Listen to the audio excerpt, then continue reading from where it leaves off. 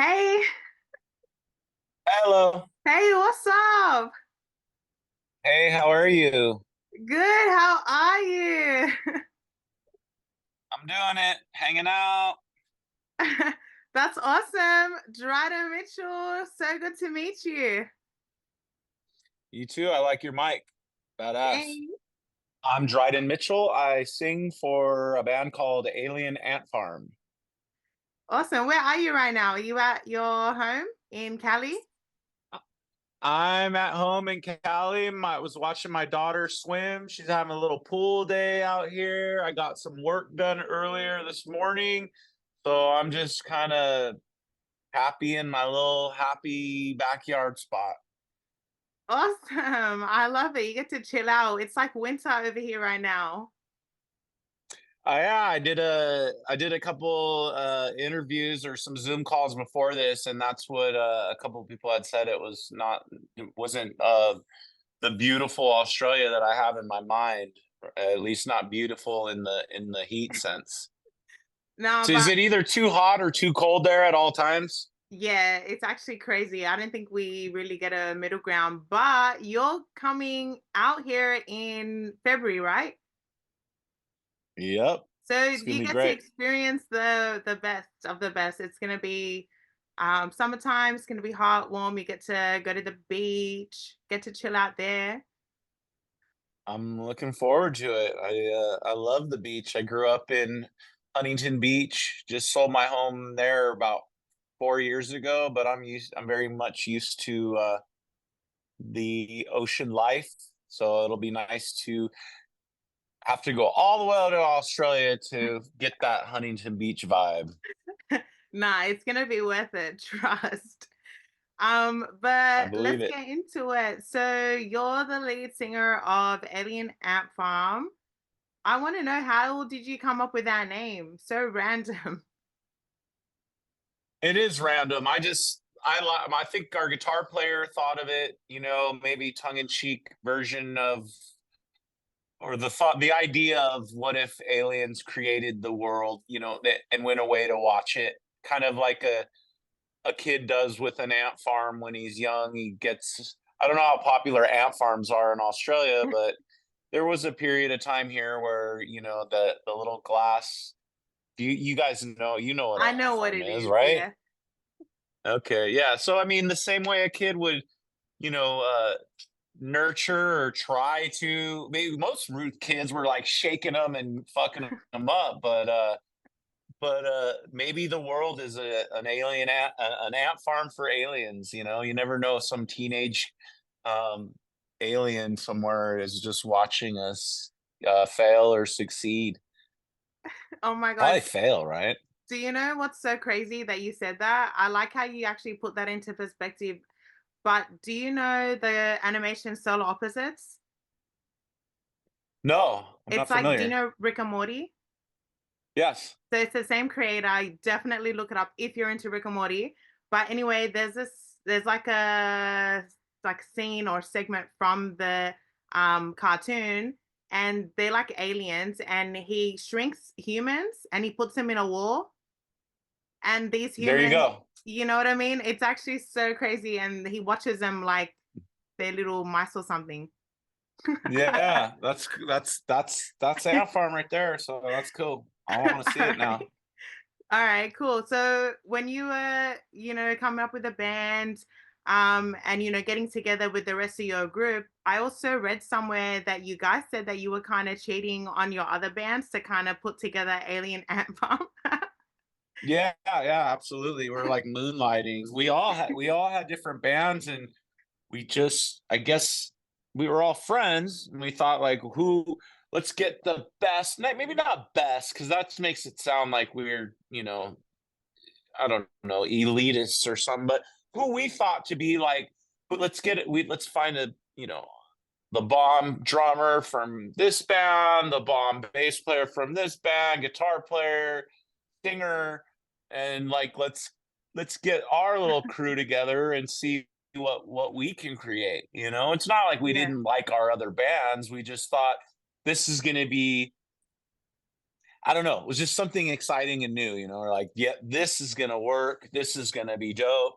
And I Yeah. feel like we were vindicated in a weird way, that I just felt like we all knew that we had something to achieve, Yeah, for and by sure. achieve just means like to just try and do good. I feel like we're still trying to achieve, and just by Mhm.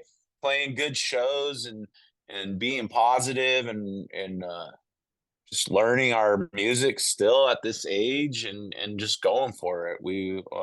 We've managed to um keep this thing alive for seasons, and it's Yeah. hard to do that with anything.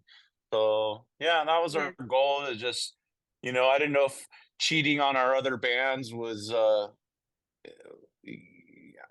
I don't know. I just thought it was funny because we were all almost kind of like scared or something. We're like, well, when we start doing shows, we should probably all wear masks, and Yeah. it wasn't like masks to look cool, like Slipknot or something. It was almost like we wanted to wear masks Yeah. so our other bands wouldn't get mad at us that we were like this other band. It's so stupid and silly because we were just kids, but it's kind of fun Do you have to any think about regrets? those times.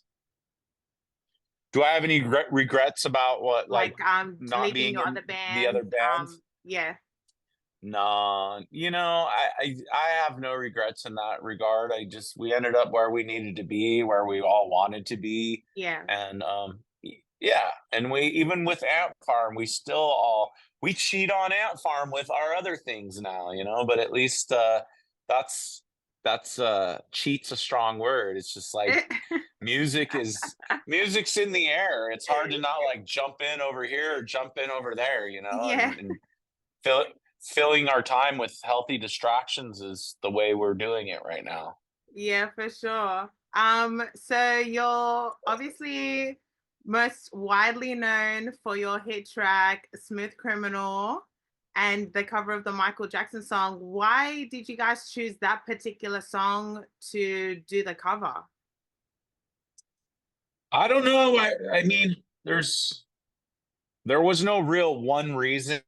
I think that when we did our first, well, even before the first record, when we played shows, we'd always pick not a real obscure cover, but we would pick a cover that wouldn't be very likely that a band of our style would do. You know what Yeah, I mean? Like we used to do like Easy Lover by Phil Collins and Philip Bailey, or we would do Smooth Operator by Sade, or we yeah, would do Smooth Criminal, and almost to like bum crowds out. Not bum crowds out. That's the wrong word. Like, it- but just kind of jar it. You know what I mean? Kind of mhm, like flip the script a little bit. Do something that we want to do. So not necessarily like that, because we kind of flirted in those metal in the early days in those metal shows. We were part of like bands that were a little heavier and stuff. So I think to do something a little off of that radar, we found to be funny to us, or not funny, but just yeah. something else to do differently. I get you. The Smooth Criminal thing, I think just the tempo lend itself. We when it was time to do our first record, we thought we have to put a cover on there just because that's what we do live. And we flirted with the idea of the maybe some of the songs that I just mentioned to you, but again, like the tempo of Smooth Criminal just felt more rock. It just felt like natural, or didn't feel forced.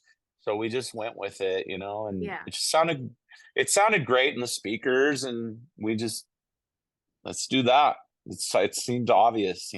Yeah, for sure. And then you also said it wasn't supposed to be a single that was gonna drop, but then DreamWorks kind of went behind your back and dropped it anyway. And then you guys felt like Yeah, the song was bigger than the band, and you started playing it at shows.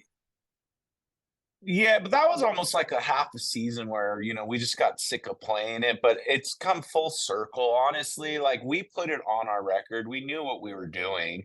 Um, the fact that DreamWorks went with it, I can't blame them. I mean, if they found anything to be like an obvious hit to them, it's their money at least at the and when it came time to like pony Mhm. up and try and make a success out of that. In hindsight, I think that it was like a great call on their behalf. Yeah. Again, yeah, I was a little worried in the first days, just thinking, like he said, yeah, is this going to eclipse the band? And I think that it did. But we've managed to, our core fans know that behind that song is a fully competent band that I think fancies itself on pretty bomb ass songwriting Yeah. and killer music. So it hasn't really been a hindrance of any kind. Yeah, No, I've had for my sure. moments of maybe not liking the song, but again, the older I get, it just if it makes people feel cool and good, I love the song. So I Yeah. loved it when we Great first kind of stuff. were noodling around with it. So it's easy to like fall into it again. Yeah, for sure. And dude, how awesome that you actually got Michael Jackson to hear it. Dude, that's so Yeah, I mean legendary, so iconic. yeah, I never met him, but he has. We have this recording of him too talking about Alien Ant Farm. I think we're going to release it pretty soon. But it's funny after all this time, we never like released like what he literally said out of his mouth. It was on, Wow. it was on a call like the one I'm doing right now. So it's pretty Yeah. cool that I remember just getting like chills. He's like, "Oh, I love it so much. It's so great." And I was like, "Holy shit!" Like just hearing his voice. Because we already know that like we dealt with his people when it came time to shoot the video. We didn't want to offend him. So there was some correspondence there, but not like hearing from his Yeah. mouth just what he thought of it and just giving Mhm. props to us was just kind of like a little mind numbing and cool. Yeah, dude, everything about that, like that is so sick for you guys. And then also, the music video, so cool. And your iconic split shave in your head. How did that influence Oh my some of gosh, that? I gotta get the split. I got more. I got too many grays now. Should I do that little part or Dude, you what? have Maybe I should. to. You have to. Can I do it for you? You got to Australia. Yeah, if you got to come to a show and you got to get there like an hour early, and then we gotta we'll make it work. You got to bring a ruler Nah, fuck and the some ruler. You're a rock coffee, and star. yeah, we'll get it straight no matter what. But we'll Yeah, drink some nah. coffee and we'll get that part in there. I'll be at the Sydney show, so we'll do that then. That's awesome.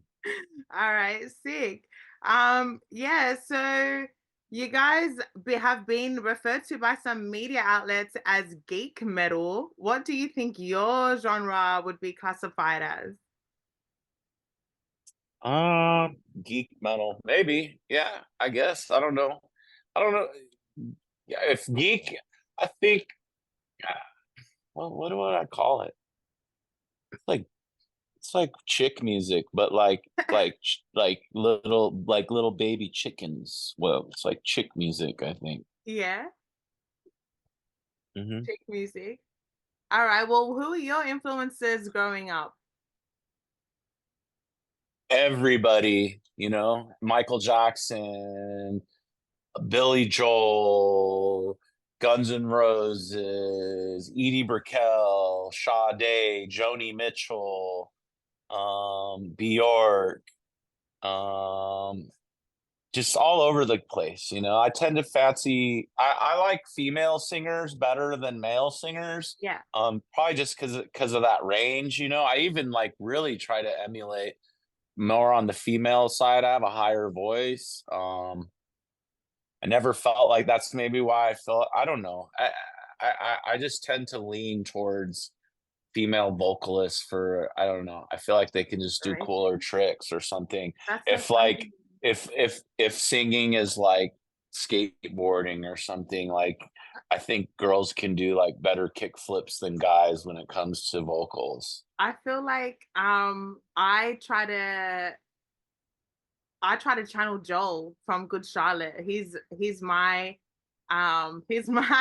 go-to for like how to sing and how to approach tracks when I make music too. But that's Oh, so that's funny that cool. yeah, that's funny how you said females because I always look at male vocalists. There you go. Well, that's cool. It maybe makes you like In a weird way, that attitude or that like juxtapose thought makes you, even though you're maybe you try to emulate him in certain ways, in that it comes like full circle, makes you unique to who you are, because Yeah. you're kind of turning over stones that people wouldn't expect you to turn over. You know Yeah, what I mean? fully. And that's always a good thing. Yeah. Well, in your opinion, what would you say is the biggest misconception of the band?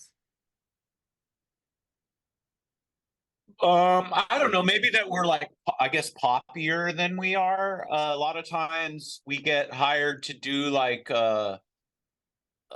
just whatever, like show in the park for some city or something, and I'm always a little worried, not worried, but I want them to get what they ordered, kind of thing. And when Yeah. when someone gets Alien Ant Farm and maybe they get it because of Smooth Criminal and they don't, maybe not familiar, I always am worried that we're not as like you know, it's not really, that song is not really our sound. Yeah, fully. And I just don't want to be like, oh wow, these people thought they were getting like a poppier, more polished uh thing than what Alien Ant Farm really is at, when it comes down to it. Yeah, no, I get you because obviously you have some amazing tracks and you've, shot some really, really, really dope videos. Not just the Smooth Criminal one, but your movies video, all your other videos have been so sick as well. So, and you guys just dropped a new album, Mantras.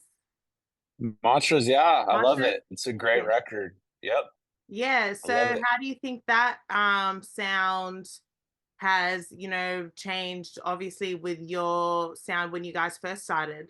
How's that kind of evolved? Yeah, there's, it's weird. It's like a hybrid of sorts. It's a much more mature because that's just what happens, I guess. But I feel like it's all the best. I feel like it still is so ant farmy to me. I get these weird nostalgia jolts when I listen to it. I feel like we were very like um respectful of what the style of this band is, and I don't really know. I feel like again we're turning over those stones that maybe aren't expected, and so Yeah. we're pulling from all these places. And yeah, I just wanted to make a really solid record that I wasn't going to be, every time we've set out, I feel like I want my kids to enjoy this at later time. I Mhm. want to hear these songs in 10, 15 years and not feel like they were so like dated by the time. I want it to just be like solid, good produced music, not like, oh, music for the 2000s or now a mantra is a Yeah. 2024. Like, no, this is just cool music. This was a snapshot of that time.